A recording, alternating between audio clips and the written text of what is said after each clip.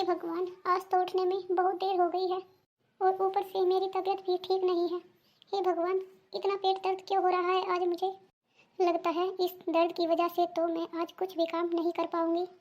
लगता है शाम को डॉक्टर के पास जाना ही पड़ेगा। क्या बात है बहू रानी, उठने का समय नहीं हुआ तुम्हारा अभी तक? सुबह के 9 बज चुके हैं। मेरा बेटा भी बिना नाश्ते के ही चला गया। तुम्हारे अंदर शर्म नाम की कोई चीज़ है भी या नहीं? यही संस्कार सिखाए हैं क्या तुम्हारे माँ बाप ने कि पति सुबह भूखे पेट ही ऑफिस चला जाए और बीवी बेड पर पड़ी रहे? पर माँ जी, मेरी आज तबीयत बहुत ख़राब थी। मैंने उन्हें बता दिया था कि आज मुझसे काम नहीं होगा, इसीलिए उन्होंने ही कहा था कि तुम आराम करो, मैं बाहर से ही कुछ लेकर खा लूँगा।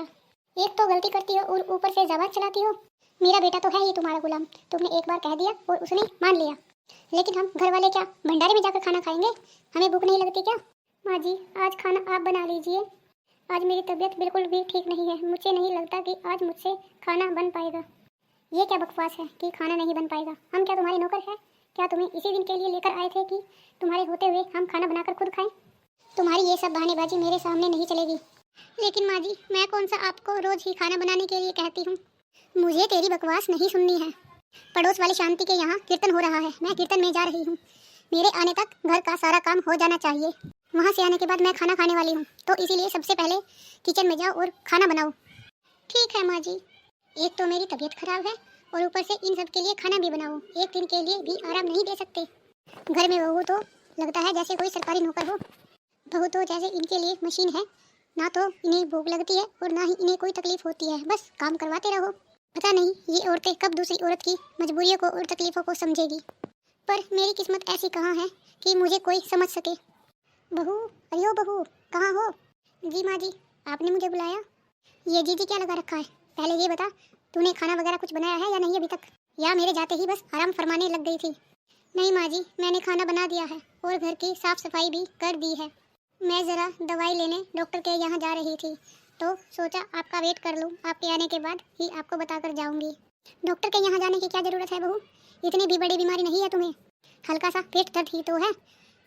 और तुम्हारे कमरे में एक फर्स्ट एड बॉक्स रखा हुआ है, उसमें एक पेट दर्द की टैबलेट होगी, वो ले लो और थोड़ा सा आराम कर लो और उसके बाद थोड़ी चाय बनाकर पी लेना, तो ठीक हो जाओगी।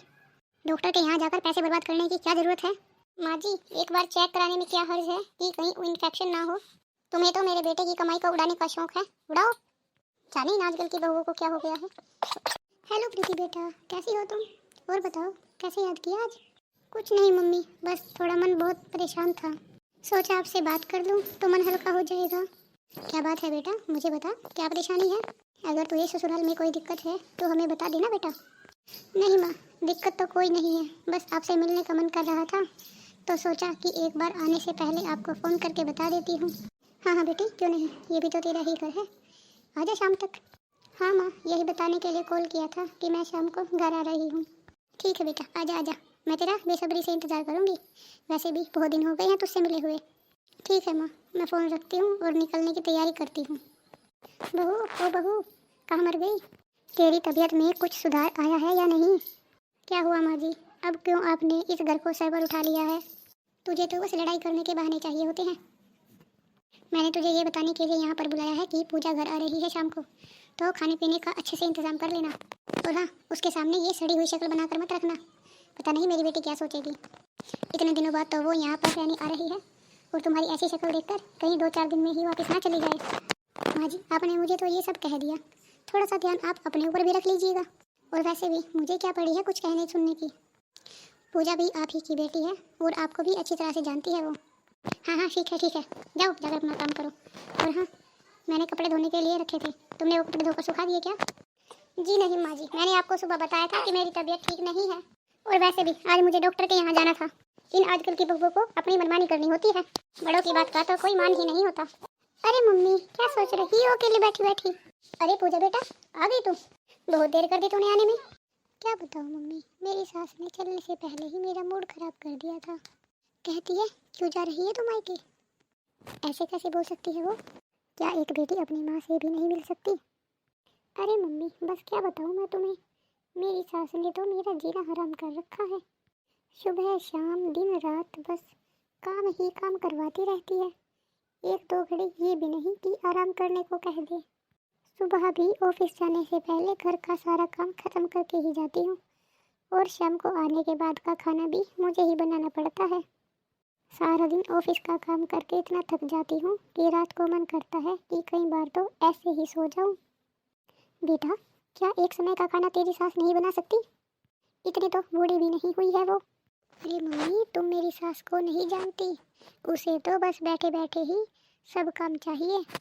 तो फिर बेटा तू नौकरी क्यों नहीं छोड़ देती?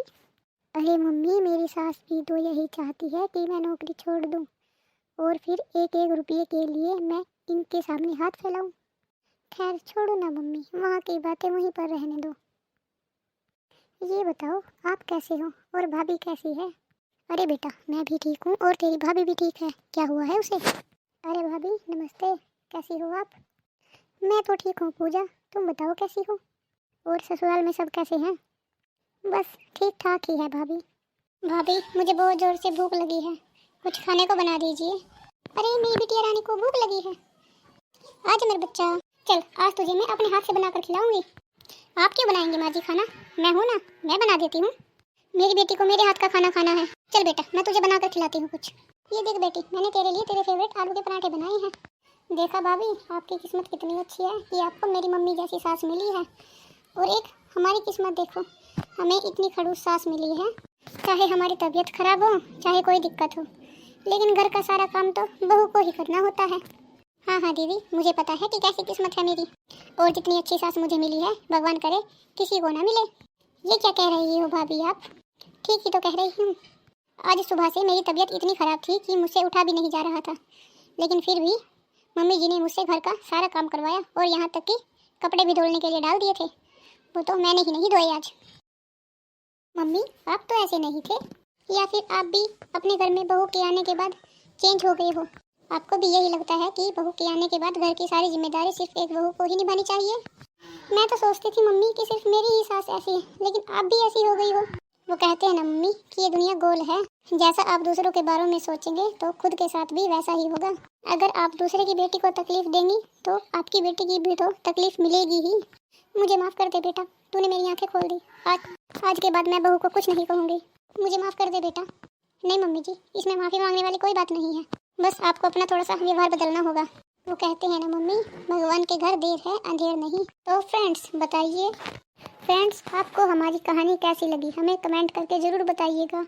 अगर आपको अच्छी लगी है तो लाइक करिए, शेयर करें, और अगर आपने हमारा चैनल सब्सक्राइब नहीं किया है तो चैनल को सब्सक्राइब कर लें। Thank you. मिलते हैं आपसे नेक्स्ट वीडियो में, तब तक के लिए बाय बाय। आप अपना और अपने परिवार का ध्यान रखिएगा।